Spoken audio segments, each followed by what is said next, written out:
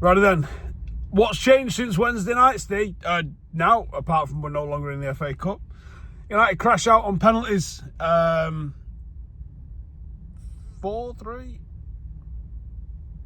4-3, I think. Yeah, that sounds about right. I think it's 4-3. Whatever. United missed 2. Lindelof and Xerxes missed 2. So Fulham at Old Trafford in the FA Cup.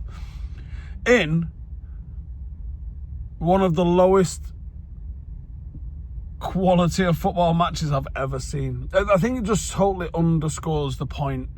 The only people that disagree that the Premier League is in this sort of like mad dog shit era is Liverpool fans, because they're about to win a Premier League, right? For me, the level of football being played at the moment, and we've spoken about this a few times, but I'll sort of reiterate it again tonight, I think. Decades or years and years of selecting athletes over footballers. Athletes that have got a first touch are not footballers. And I think the game will level out at some point in the future. But I said to my old man in the middle of the game, I used to come to Old Trafford, used to see Paul Scholes doing some stuff and go, how's he seen that? You know, or a winger do something and twist somebody up and be like, wow. The most common thing I say now is, the fuck's he doing there? There's just sort of like a lack of footballer, and it was at times Fulham were as bad as we were, and I'm like, this just illustrates just how shit the football is, just as football. Like athletes with a first touch, people that are just, you know, they pass it round in systems and shapes, and they don't actually fucking understand or know how to play football. They don't have. You're not going to see those geniuses for a while. They'll come back. They will. The football's cyclical. They'll absolutely come back. But it makes the game a hard watch at the moment. Højlund, I wanted to title this, Højlund does nothing. Not titled it that. I heard someone say on the way out of the game, Højlund did as much for the second 60 minutes as he did for the first. And I laughed. But fucking hell, is it true? And I would almost add to, in addition to what I was saying earlier in terms of like, this is just like a shit era for football. Is Chido ready to be a Manchester United starting number 9? Absolutely not. Is he better than Rasmus Højlund right now? Yeah.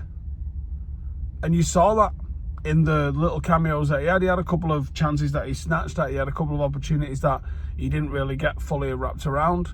But he did more in 60 minutes there in really bizarre circumstances than Højlund did in the same 60 minutes. Does it require Amorim to have a big old set of bollocks and play him? Probably. And I think the safer thing to do at the moment is to continue playing Rasmus Højlund.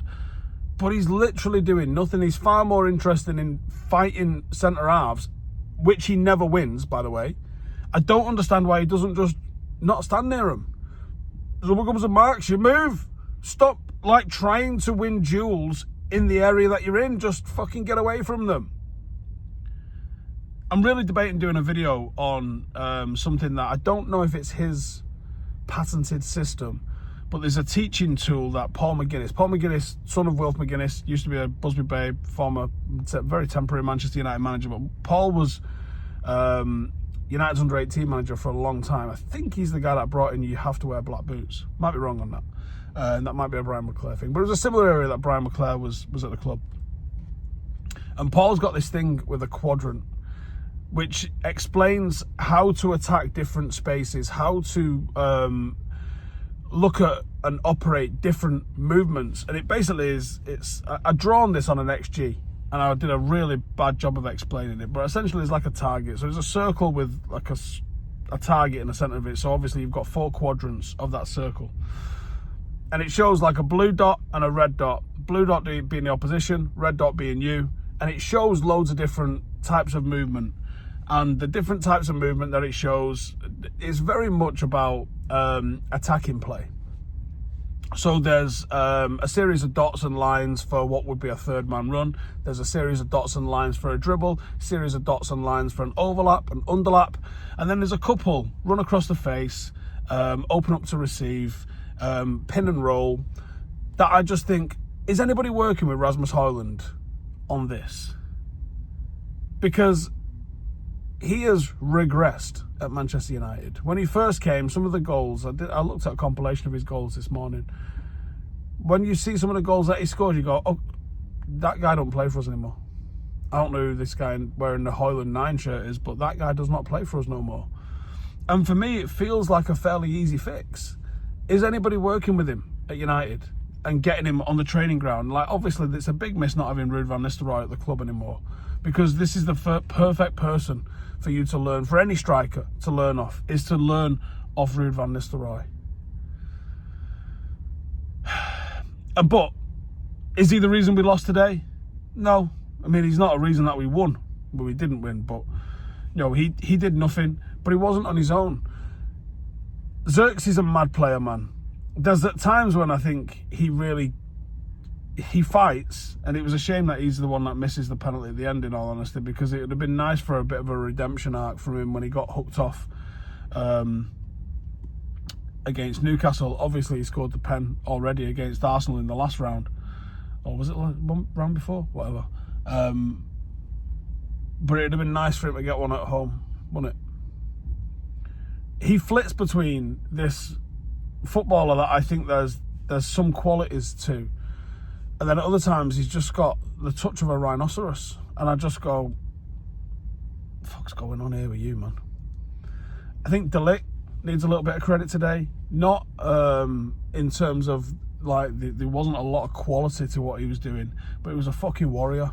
And there was a few really well-timed, big fucking smash boom tackles that needed to be made at the time that he made them, and he was willing to put himself through it. Before the end of the 90 minutes, he's gone down hurt with his shoulder. And you're like, well, obviously he's got a cut off. And then it's Maguire that goes off. And you're thinking, what the fuck's going on here? I've never seen someone make as many substitutions of centre-halves in my life as Ruben Amorim does.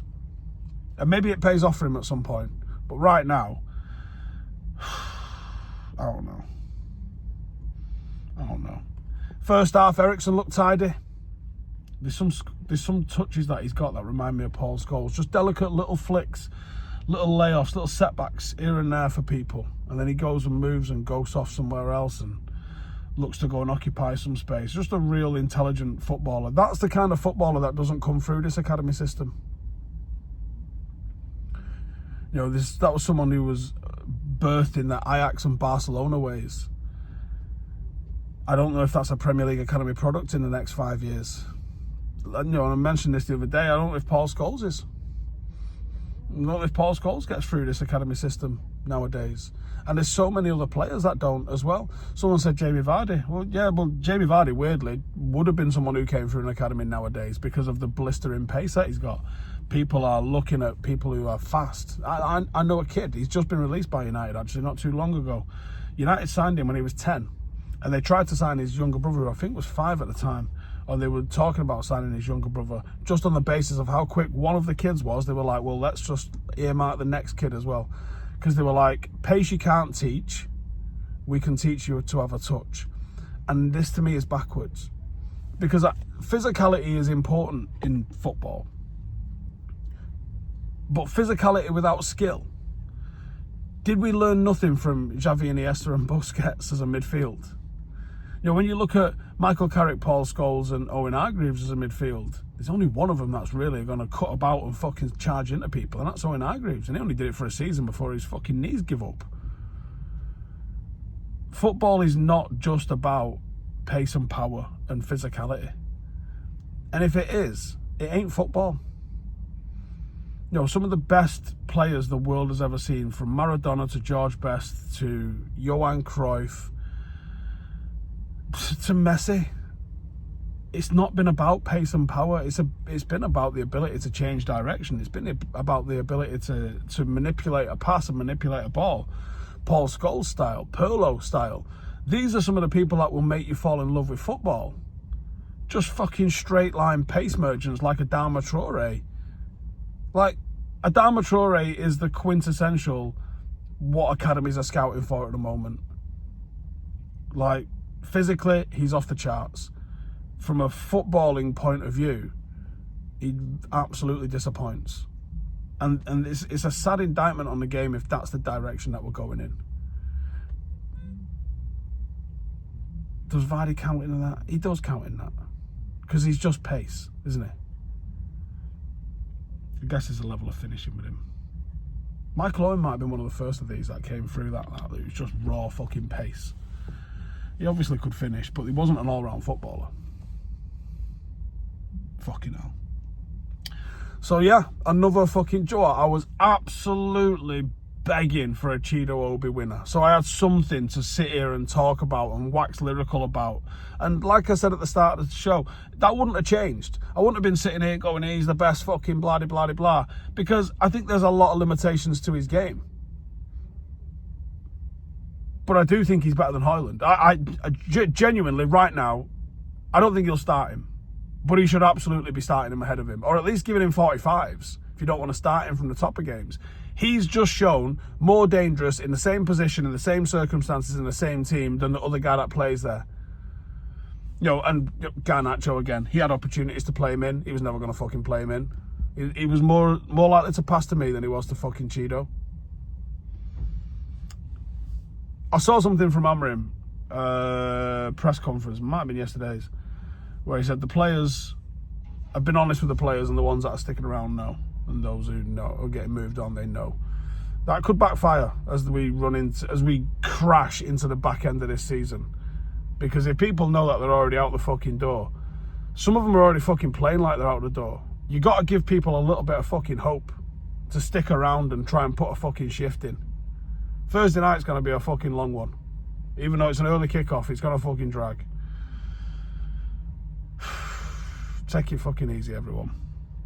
If you've not seen it, I did a video yesterday, Friday actually, talking about my thoughts on grassroots football and coaching. It was never going to get the visibility of a United video, but I think it's a quite important message in there, and I would really appreciate the feedback. We've had some sensational feedback in that video. But I wouldn't mind a little bit more from you. So please go and check that out. Otherwise, take it easy, and I'll be back with 5 things in the morning. Laters.